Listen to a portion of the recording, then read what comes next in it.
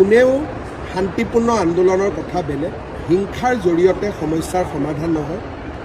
খেৰণিত কাৰ্বি ৰাইজে যিটো দাবী কৰিছে, একাংশ কাৰ্বি ৰাইজে যে ভিজিআৰ পিজিআৰত থকা মানুহখিনিক উচ্ছেদ কৰি দিয়ক।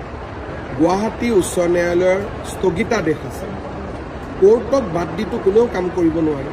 যদি মই কিবা এটা কৰিব যাওঁ মোৰ ওপৰতে কণ্টেম্প অফ কোৰ্ট হ'ব। দ্বিতীয়তে যিখিনি মানুহ তাত বহি আছে তেওঁলোকৰ অধিকাৰ কি এই বিষয়েও কোৰ্টত আলোচনা হ'ব। আনকি আমি ফৰেষ্টৰ পৰা যিমানবোৰ আজিলৈকে এভিকশ্যন কৰিছোঁ, হাইকোৰ্ট সুপ্ৰিম কোৰ্ট দুবাৰ তিনিবাৰকৈ কেছ খেলাৰ পিছতহে কোৰ্টে হাঁ বুলি কোৱাৰ পিছতহে আমি এভিকশ্যন কৰিছোঁ। বহুত সময়ত মানুহে মোক কয় ইয়াত কৰি দিয়ক তাত কৰি দিয়ক, তেতিয়া মই কওঁ লাহে লাহে, কাৰণ আইন আৰু আদালতক উপেক্ষা কৰি কোনো চৰকাৰে কাম কৰিব নোৱাৰে।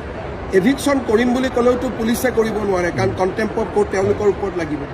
এই কথাখিনি কিয় বুজি পোৱা নাই বা বুজাৰ চেষ্টা হোৱা নাই সেই বিষয়ে মই অপাৰক ক'বৰ কাৰণে, কিন্তু নিশ্চিতভাৱে যেতিয়া মই তেওঁলোকৰ লগত মুখামুখিকৈ কথা পাতিম তেওঁলোকৰ মাজত যদি কিবা ভুল ধাৰণা আছে সেই বিষয়ে মই বুজি পাম।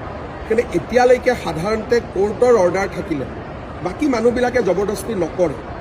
এই যোৱা দুদিনত হোৱা ঘটনাটো আমি চাব লাগিব, কিন্তু এতিয়া পৰিস্থিতি শান্তি হওক তাৰ পিছত বিষয়টো সম্পৰ্কে আমি পৰীক্ষা